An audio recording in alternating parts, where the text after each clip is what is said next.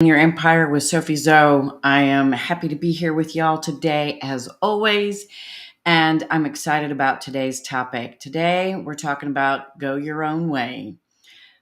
Yes, this is kind of reflective of the whole Stevie Nicks witchy woman thing that I am.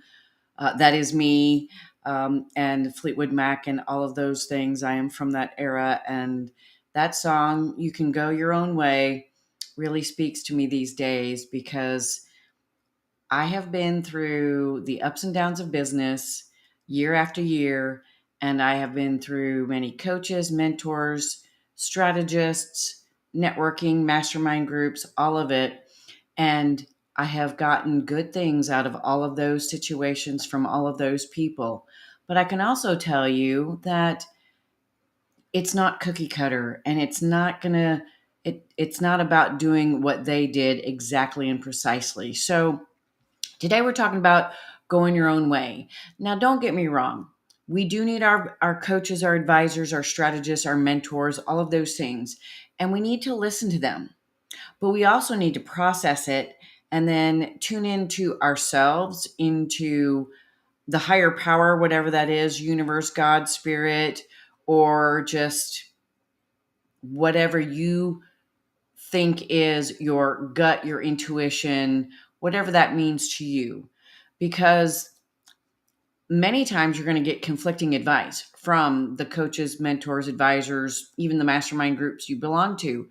And that's okay because they are speaking their mind, which is what you want.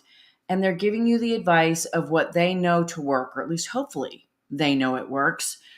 Because hopefully they're giving you the advice that got them where they are. And if they're people who are where you want to be, it's really important to listen to them, take in what they say, take in what they've done, and then review it and figure out what parts of it work for you and what parts that don't work for you.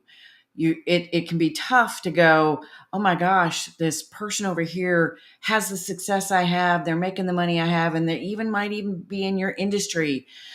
I got to do that. I got to do it her way or his way. And if I do that exactly like they did it, I'm going to have that too. But you know what? If it doesn't feel right to you, if it isn't authentic and genuine to you in their exact parameters, then you've got to go your own way. You've got to figure out what pieces of it work for you, what pieces don't, or figure out just how to tweak the overall advice to fit what your gut and your instincts and everything around you is telling you. Because I'm going to tell you, over the years, I've been advised to rethink my business model, rename my company, change my appearance, and tons of other advice about how to grow my business to where I want to grow it to, no matter what those goals are or have been, in the past. And I'm going to tell you point blank, sometimes I did it, sometimes I didn't. And most of the time, I took it with a grain of salt and applied it to my life and my business in a way that felt real, genuine, and authentic to me. And it was things that I felt I could and would do. It's kind of like when you have your team and they're doing work and they're not happy doing their work because they're doing stuff they don't like to do, or stuff that they, that kind of thing. I don't ask my team to do things that I wouldn't do, even if it's not something I enjoy or like. Sometimes you got to do the shit to get it done, whether you like it or not. But I'm right there with them. I don't have this higher level of, well, I'm the CEO and I'm the boss. And if I don't want to do it or I don't like to do it, I don't have to do it. But you know what? Sometimes you do.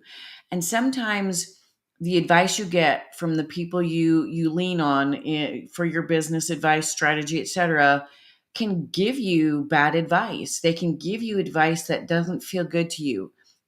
And you also have to double check yourself to make sure you're not resisting it for some reason, such as a limiting belief that says, oh, you can't do it that way, or you can't do that, or that's not you, or you're not good enough for that.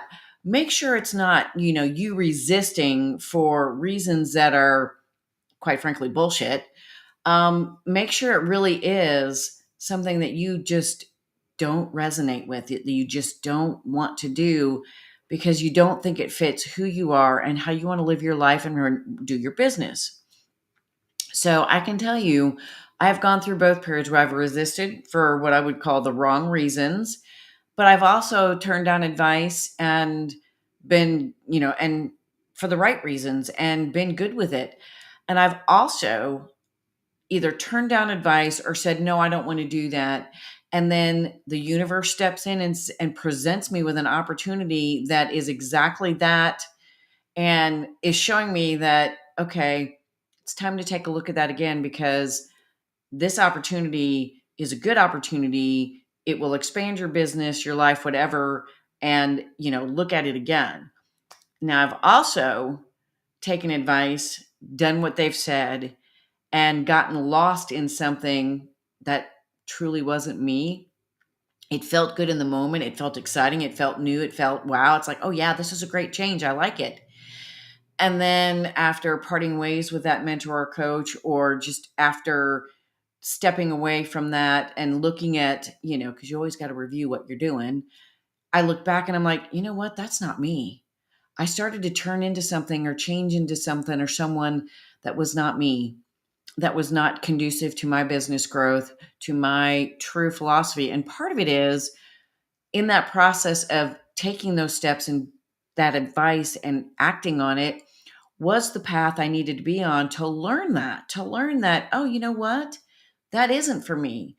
It felt good in the moment and it felt like it was the right thing.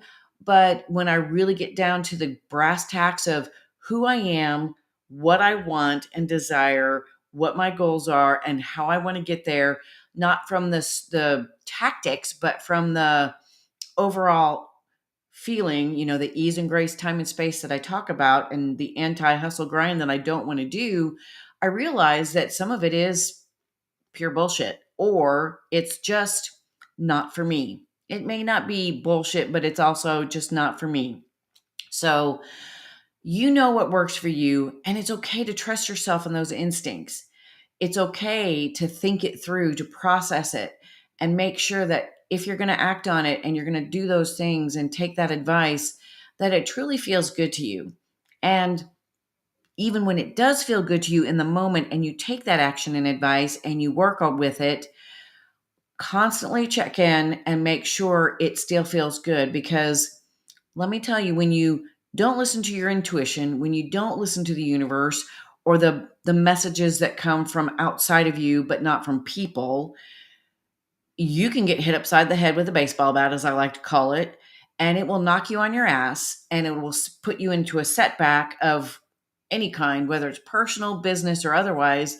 And then you have to regroup, figure out what happened, and figure out how to fix it, change it, whatever, and move forward again.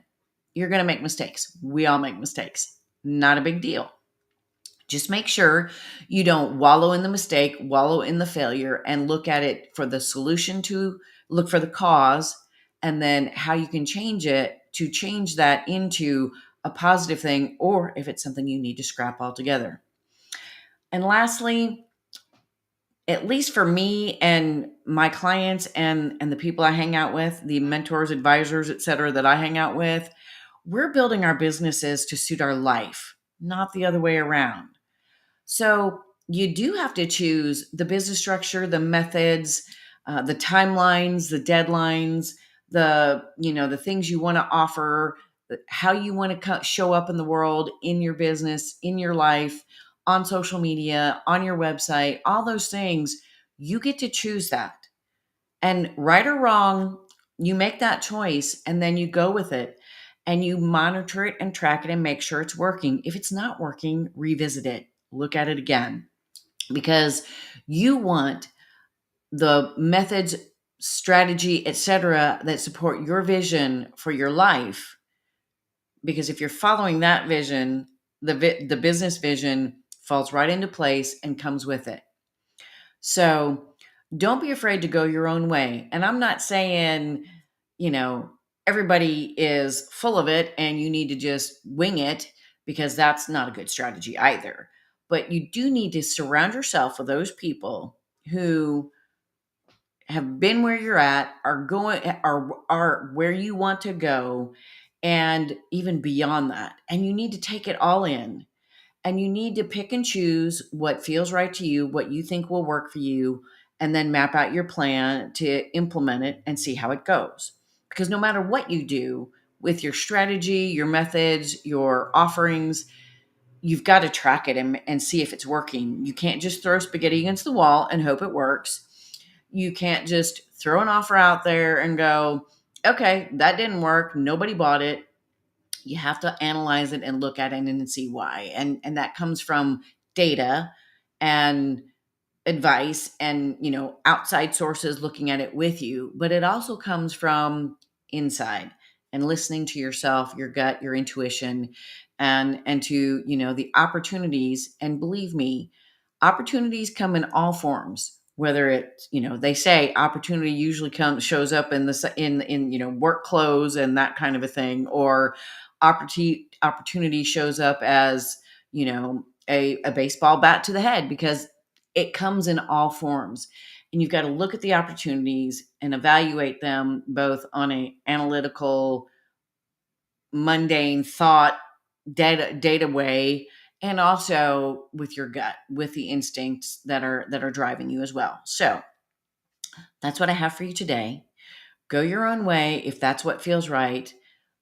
Keep getting advice, keep getting mentorship, keep talking to people and figuring your way out with the combination of what you're hearing from others, what works for you, what feels good to you, and what tracks out to be the successful thing to do.